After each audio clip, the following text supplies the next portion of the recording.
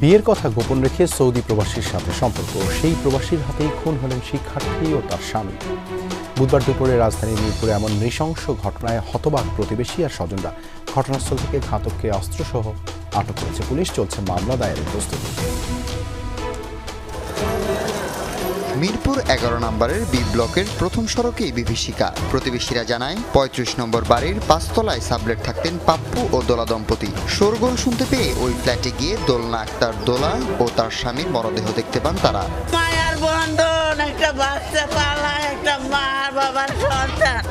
আপনারা বোঝেন না, আপনাকে মা বাবা আছে না, এই বাচ্চাকে কত মায়া।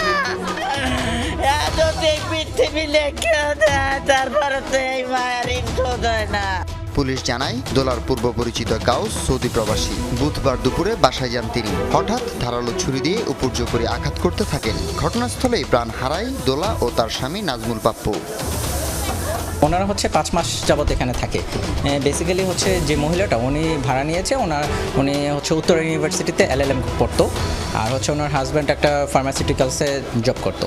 একটা ছেলের সাথে ওনার সম্পর্ক ছিল, যেটা হচ্ছে যে মার্ডার করছে সেই ছেলে আর্মির যে ক্যাপ্টেন ছিল তার কাছে স্টেটমেন্ট দিছে। আপনারা কারা বলছে যে আমরা আইনের লোক, বলছে যে ঠিক আছে আমি আত্মসমর্পণ করলাম, আমি গেট খুলে দিতে আসি।